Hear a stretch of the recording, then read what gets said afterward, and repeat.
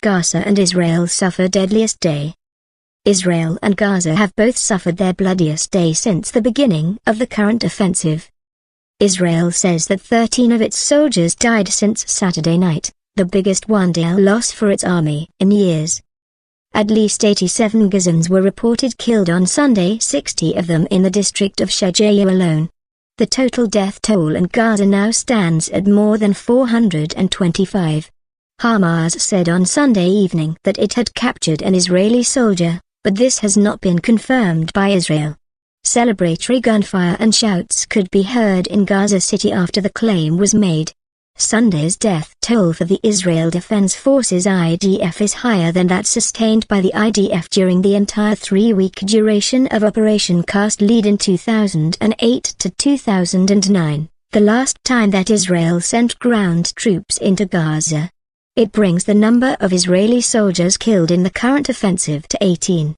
The deaths of so many soldiers on a single day will shock Israeli society, the BBC's Chris Morris reports from southern Israel. Israeli Prime Minister Benjamin Netanyahu vowed to continue operations in Gaza as much as we need to despite the casualties. He said the Israeli government felt deep pain over deaths of its soldiers, and that Hamas, not Israel, was responsible for the escalation in Gaza.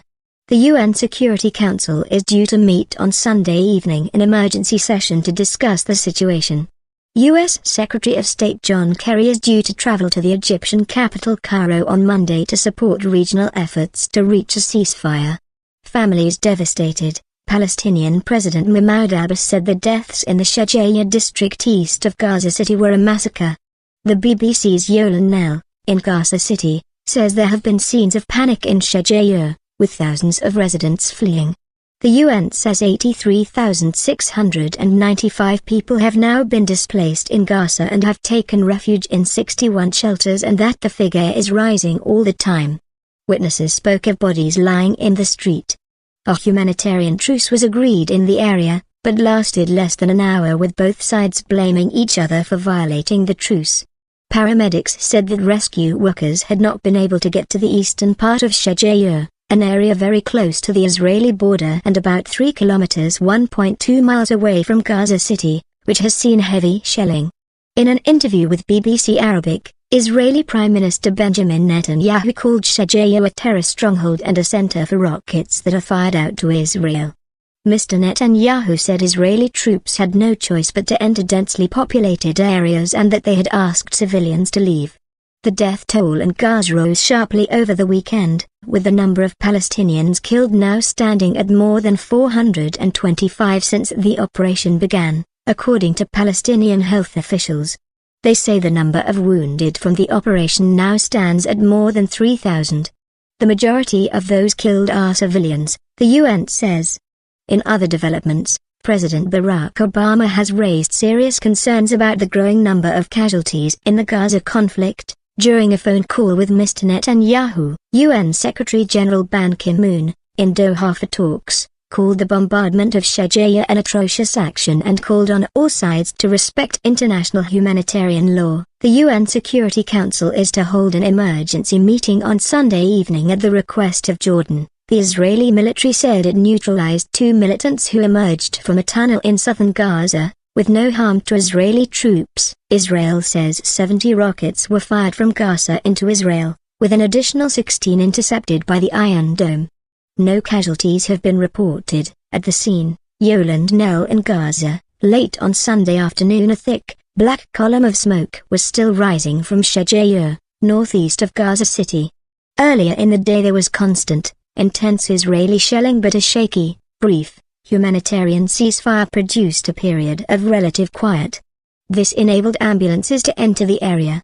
Medics pulled dead and wounded Palestinians from the rubble of their apartment buildings. Television pictures have been showing horrific, bloody scenes of dead elderly women and children. At the Shifa hospital, there is a traffic jam of emergency vehicles by the entrance. The hospital was totally overloaded. For many of us, these were the worst scenes we've ever had. Not only for the density of patients and total overwhelming of our capacity, but because of all this pain and agony, says Norwegian doctor, Mads Gilbert, who has been working in the emergency ward since last night and has been in Gaza during previous conflicts. There were children in enormous pain. Totally devastated families were bringing their dead children in and lying on the ground screaming. The Israel Defense Forces, IDF, sent ground troops into Gaza on Thursday, after days of heavy air and naval barrages failed to stop rocket fire from Gaza. 2 Israeli civilians have died since the offensive began on 8 July. Israel says the operation is necessary to target Hamas tunnel networks, which it says it could not do from the air alone. Lieutenant Colonel Peter Lerner, an IDF spokesman, said the offensive was being expanded to restore security and stability to Israel's residents and citizens. Meanwhile, the UN warned it was running out of supplies to help more than 50,000 Palestinians who have sought shelter at its schools in Gaza. Qatar is expected to host a meeting between President Abbas and Ban Ki-moon on Sunday before the UN chief continues on to Kuwait, Egypt, Israel, the Palestinian territories and Jordan. Mr. Abbas is also due to meet Hamas leader Gilad Meshal. Hamas rejected an Egypt-brokered ceasefire last week, saying any deal with Israel must include an end